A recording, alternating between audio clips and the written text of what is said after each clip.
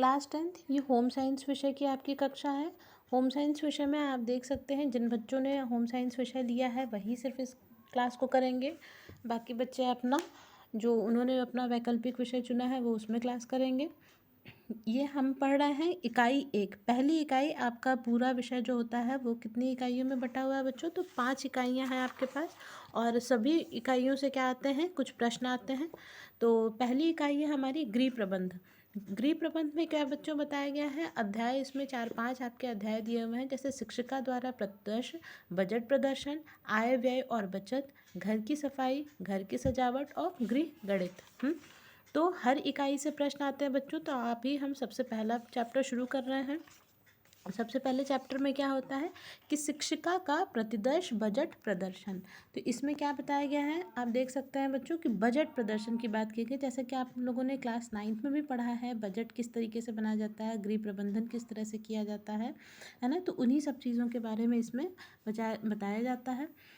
तो पारिवारिक बजट का अर्थ क्या हो सकता है, उसकी परिभाषा क्या हो सकती है, क्या ये कुछ मार्शल और क्रो अथवा रोशा की इसमें महत्वपूर्ण परिभाषाएं दी हुई हैं। जैसे कि बजट किसी परिवार की आय व्यय का मोटे तौर पर एक क्या होता है, अनुमान होता है कि कितनी आपकी आय है, कितना आपका व्यय है, उन दोनों को आप देखते हैं और आपका कितना उसमें से खर्च हो रहा है, कितनी आपने बचत की है, यही सारी चीज़ें मोटे तौर पर एक हम कह सकते हैं कि बजट कहलाता है। जैसे कि हम जानते हैं कि देश के लिए भी बजट बनाया जाता है, जो कि फरवरी के महीने में जो है प्रधानमंत्री और आपके फाइनेंस मिनिस्टर वगैरह जो होते हैं वो पेश करते हैं संसद भवन में। पूरे देश में कितनी आय के साधन है, क्या कितना आपने कहाँ कहाँ खर्च हुआ है। जैसे वो देश की बात हो गई, हम क्या करते हैं, हम अपने देश की सबसे छोटी इकाई क्या हो गई, आपकी परिवार हो गई, क्योंकि परिवार के ही समूह से क्या बनता है बच्चों, समाज बनता है ना। समाज से क्या होता है, आपके देश का पूरे निर्माण होता है, राज्य बनते हैं, राज्यों से राष्ट्र बनता है। तो उसी तरीके से आप जानते हैं कि हर एक इकाई जब अपने आप में संतुलित होगी, जब अनुशासित होगी, तो हमारे क्या होगा कि आगे के लिए भविष्य भी बहुत ही उज्जवल रहता है। दूसरे शब्दों में मार्शल जी बता रहे हैं कि निश्चित समयावधि के लिए परिवार की आय व्यय के पूर्वानुमान को पारिवारिक बजट कहते हैं। क्योंकि आप जानते हैं कि जैसे कि देश का बजट हर साल जो है आपके सामने प्रस्तुत किया जाता है कि इस साल हमारे देश ने रक्षा पे कितना खर्च किया, शिक्षा पे कितना खर्च किया गया, मेडिसिन पे कितना खर्च किया गया, दवाइयों पे कितना हुआ है ना। उसी तरीके से हमें भी अपना बजट जो होता है वो क्या करना होता है, या तो हम महीने का बजट बनाते हैं या तो हम पूरे अपने साल का भी एक बजट बनाते हैं कि इतना हमने एफडी कर दिया, इतना हमने यहाँ जमा कर दिया, एलआईसी कर दिया, और इतना पैसा हमने दवाई के लिए रख लिया, इतना बच्चों की शिक्षा के लिए रख दिया गया। तो ये सब चीज़ें क्या आती हैं बच्चों, बजट के अंतर्गत आती हैं। तो बजट में फिर आप देखते हैं बच्चों वेबर महोदय का भी इसमें बताया गया है, एक मतलब दिया हुआ है आपको परिभाषा। पारिवारिक बजट का महत्व या लाभ क्या होता है, क्यों कोई बजट बनाने की हमें ज़रूरत पड़ती है या आवश्यकता होती है। सबसे पहला प्रश्न तो यही हमारे दिमाग में आता है कि सबसे पहला ही चैप्टर आपके किताब में ये क्यों दिया हुआ है। तो बजट बनाने का अर्थ क्या होता है बच्चों कि सारी चीज़ें क्या होती हैं आपकी मतलब पैसे से गवर्नड होती है ना। कहीं ना कहीं आपको कुछ चीज़ें खरीदनी है, कुछ भी लाना है, कुछ भी करना है, तो क्या होता है पैसे का बहुत ही इंपॉर्टेंट उसमें रोल होता है। तो यदि आपका पैसे का प्रबंधन, आपके रुपए का प्रबंधन जो होता है बहुत ही अच्छी तरीके से होगा, तो क्या कर सकेंगे आप, सभी चीज़ों का प्रॉपर तरीके से आप उसको यूटिलाइज़ कर सकते हैं। परिवार की अर्थव्यवस्था को सुचारू रूप से चलाना, आय व्यय को नियंत्रित करने तथा भविष्य की सुरक्षा के लिए, है ना।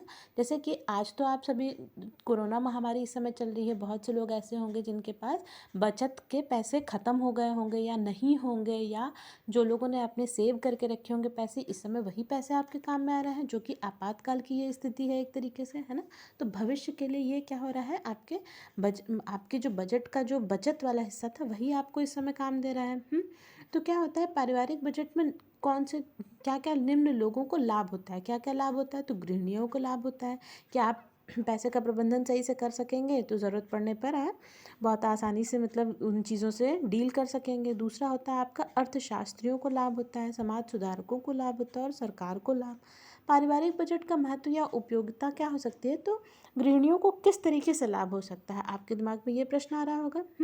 तो अगर हम सुचारू रूप से अपनी अर्थव्यवस्था को चला रहे हैं तो गृहिणियों को परिवार का बजट बनाने में, निर्माण करने में कोई दिक्कत नहीं होगी। और महत्वपूर्ण भूमिका उन्हीं की होती है, क्योंकि महिलाओं के हाथ में क्या होता है बच्चों, रसोई का डिपार्टमेंट आपके पास होता है, फिर कपड़े खरीदने हैं, वस्त्र, मतलब सबके घर में अलग अलग होता है, लेकिन फिर भी मोटे तौर पर देखा जाए तो गृहिणियों पर ये चीज़ जो होती है वो ज़्यादा डिपेंडेंट होती है, ज़्यादा लोग इस पर आश्रित होते हैं। इस वजह से गृहिणियों का इसमें जो होता है पारिवारिक बजट में बहुत ही ज़्यादा क्या होता है, उनको लाभ भी होता है। व्यय का नियंत्रण कर सकती हैं वो, अनावश्यक व्यय पे रोक लगाया जा सकता है। यदि बच्चे जो है चॉकलेट बिस्किट या चीज़ें ज़्यादा खा रहे हैं, या किसी की बीमारी में ज़्यादा व्यय हो रहा है, तो उन चीज़ों को हमें ध्यान रखना है कि क्यों लोग ज़्यादा बीमार पड़ रहे हैं, हमें साफ़ सफाई से रहना चाहिए। सारी चीज़ें इसमें आती हैं। बचत की व्यवस्था हो गई, आय का सर्वोत्तम उपयोग होना चाहिए बच्चों। ऐसा नहीं है कि सिर्फ आपके घर में पैसे आते ही जाएं, आपको ये भी ध्यान रखना है कि उस पैसे को हम प्रॉपर सही जगह इन्वेस्ट कर रहे हैं कि नहीं, क्या बच्चों की पढ़ाई पे वो पैसे इन्वेस्ट हो रहे हैं कि नहीं, क्योंकि पढ़ाई में इन्वेस्ट करने से क्या होता है, शिक्षा बहुत ही अच्छा माध्यम होता है आपका आगे के लिए, जीवन को बहुत ही सुचारू रूप से चलाने के लिए। सभी लोग जानते हैं, है ना, तभी तो हम स्कूल में आते हैं पढ़ने के लिए। फिर होता है बच्चों, बजट द्वारा परिवार की सुख शांति एवं समृद्धि में वृद्धि होती है, पारिवारिक ऋण से बचने में सहायता मिलती है ना।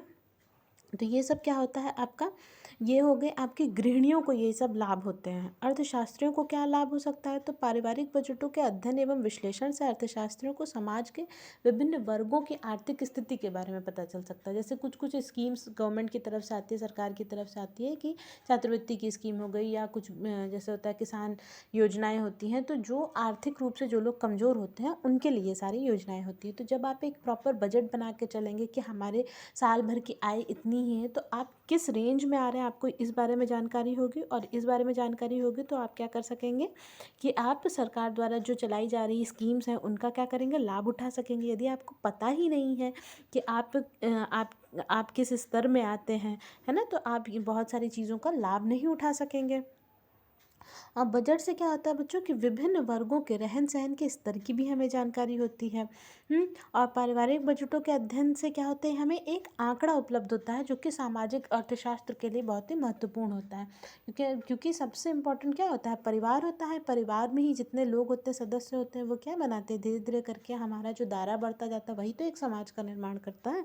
जब समाज के बारे में हमें जानकारी होगी तब तो हम अपने देश के बारे में एक मोटे तौर पर आंकड़ा लगा सकेंगे कि हम डेवलपिंग नेशन हैं, हम अभी उन्नतिशील देश में आ रहे हैं, कि हम उन्नत कर चुके हैं, है ना। इस तरह की चीज़ें जो होती हैं वो अर्थशास्त्रियों को महत्वपूर्ण जो होती हैं वो उपलब्ध कराती हैं, आंकड़े उपलब्ध कराती हैं। समाज सुधारकों को क्या लाभ हो सकते हैं, तो बजट के आधार पर क्या होता है, समाज सुधारक जो होते हैं वो पीड़ित वर्ग के लोगों की गरीबी को दूर किया जा सकता है ना, उसमें सामाजिक सुधार किया जा सकता है। समृद्ध व्यक्ति से के जो बचे हुए धन होते हैं, या उनका जो इन्वेस्टमेंट नहीं हुआ है उनके पास, तो वो राष्ट्र के निर्माण के लिए क्या होता है, वो प्रेरणा का काम कर सकता है। यदि वो अपना धन जो होता है वो डोनेशन के तौर पर, जो बड़े बड़े लोग दान करते हैं, टैक्स पे करते हैं, है ना, ये सब चीज़ें होती हैं। और सरकार को क्या लाभ हो सकता है बच्चों, तो सरकार को देश की आर्थिक स्थिति को समझने में, नागरिकों को क्या क्या समस्याएं हैं, यदि उनके नागरिक जो होते हैं उनसे संतुष्ट नहीं हैं, उनकी पैसे की लेकर ज़्यादा दिक्कतें हैं, उनको अगर मूलभूत चीज़ों की पूर्ति ही नहीं हो पा रही है, तो क्या होता है, सरकार उन्हें ये सारी चीज़ें मुहैया कराती है, उपलब्ध कराती है। तो सरकार को भी ये सब चीज़ें का क्या होता है बच्चों, ज्ञान होता है। अब क्या होता है कि पारिवारिक बजट बनाने के लिए कुछ सिद्धांत होते हैं। अभी तो हमने जाना कि पारिवारिक बजट होता क्यों है, इसकी आवश्यकता क्यों होती है, किन किन लोगों को इससे लाभ हो सकता है, हम उसके बाद आता है आपका पारिवारिक बजट बनाने के कुछ सिद्धांत भी होते हैं। आज इसके बारे में हम चर्चा नहीं करेंगे, एक दो पॉइंट्स हम बता देते हैं आपको कि आय का अनुमान लगाना होता है, आवश्यकताओं को तीव्रता के क्रम में क्या करना होता है, वर्गीकृत करना होता है। तो ये सारी चीज़ें जो होती हैं आपके पारिवारिक बजट के सिद्धांतों के अंतर्गत आती हैं। ठीक है बच्चों, तो आज के लिए इतना ही। इकाई 1 गृह प्रबंधन हम पढ़ रहे थे, और पहला हमने चैप्टर आज से शुरू किया है बच्चों, शिक्षिका द्वारा प्रतिदर्श या बजट प्रदर्शन। इसके आगे बहुत सारे चैप्टर्स हैं बच्चों, तो धीरे धीरे आप भी साथ में पढ़ते चलिएगा, और फिर इसके क्वेश्चंस भी हम करते चलेंगे। धन्यवाद बच्चों।